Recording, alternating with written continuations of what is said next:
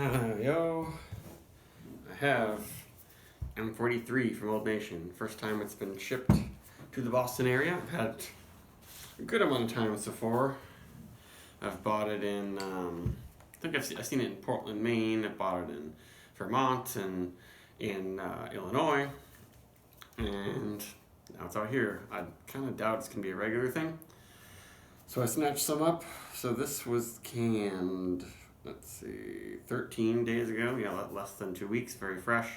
So M-43 is their standard IPA, hazy IPA. One of the first really good, popular hazy IPAs, I think, in the Michigan market. That's where this is from. And I did a review of this over a year ago.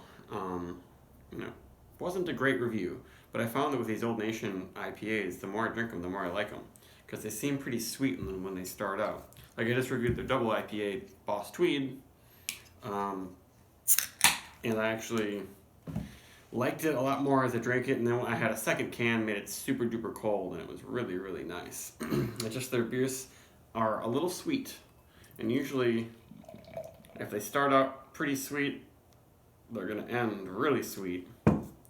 But there's just some complexity to these beers that I really like, and that's a very nice color. Pretty pale. Very, very orange. And this smells so much like pineapple. Pineapple smoothie. They give you all the info on the hops. Dry hops, Citra, Amarillo, and Simcoe. I love Amarillo, and they also use Calypso in the boil. Calypso's a little bit danker, I think.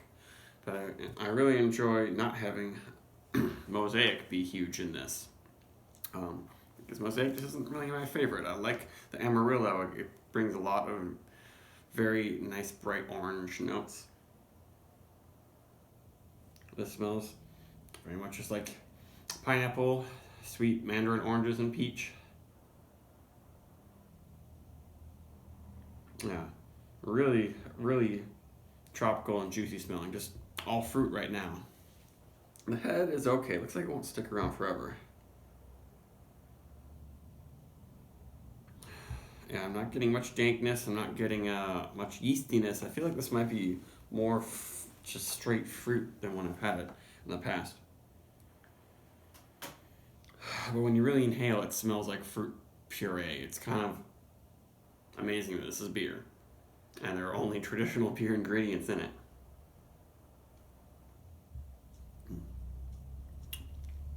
Very full mouthfeel. It reminds me a little bit of the Falling Waters IPA I got from this California brewery called Brewery West, where they were trying to recreate a Dole Whip, or they thought it tasted like Dole Whip, which is some kind of like pineapple banana frozen dessert you get at Disney World or something like that. And it kind of has some banana-like notes, but it's not like from an overly active yeast with lots of esters being thrown out. At least it doesn't seem like it. But it's really nice, that combination of the tropical fruits and then the nana, which I guess banana is technically tropical fruit, but it's not. It's very different from, you can't really get real banana juice like you can get, mango and pineapple and peach and all that stuff that's happening in here.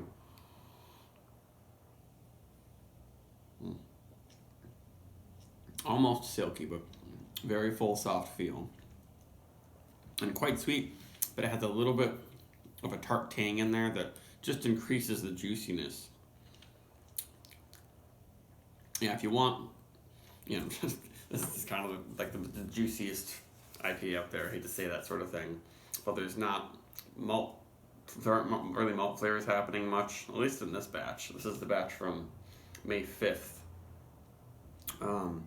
It's not very dank at all, which is interesting.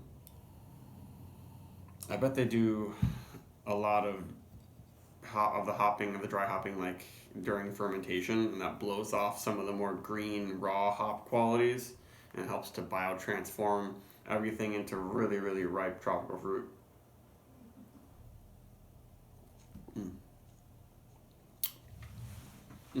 That's very nice. And they say 65 IPUs on here, which I guess that means, yeah, they do say boil hops. So they do actually boil hops in here. but it takes a while for that bitterness to come in, because a lot of traditional IPAs are 65 IBUs and they seem way more bitter than this one. But it might just be a lot of the sweetness and the malts and everything, because they do use Pils wheat and oat malts in this.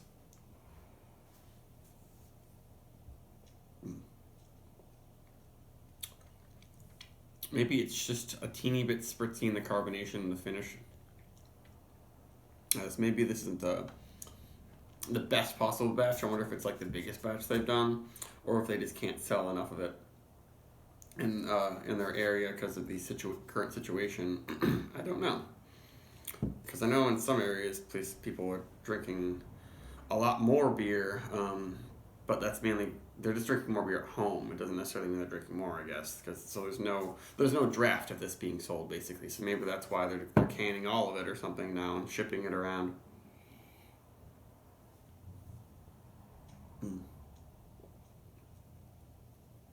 Really nice. It's weird because in the past batches I've had of this, I thought that the mouthfeel just nailed it. And then it had kind of a banana and more like, not cooked, but more canned fruit sort of flavor, but this is all fruit. The mouthfeel is really good, but just a teeny bit of spritziness. Like you can tell from the head that it was kind of bigger bubbles and not finer, smaller bubbles. But it's a very good beer. And there's a lingering tang that's a little bit like juicy fruit gum, but it's not too yeasty that it covers up all the fruitiness from the hops. So this is, very good. 4.5. I'll probably never pass up buying this. But I would not think it's sacrilege to mix this with an IPA that's maybe a little bit more bitter or less sweet. I've been wanting to do a hazy IPA blending video for a while now, and also like a Saison and wild sour ale blending video, because that's how you can really make your perfect Saison or IPA, more so than other beer styles.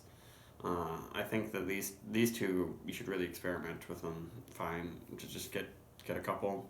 You might find that you can blend them together and make something that you really like. But that's a different video. So I'm done for now. Bye bye.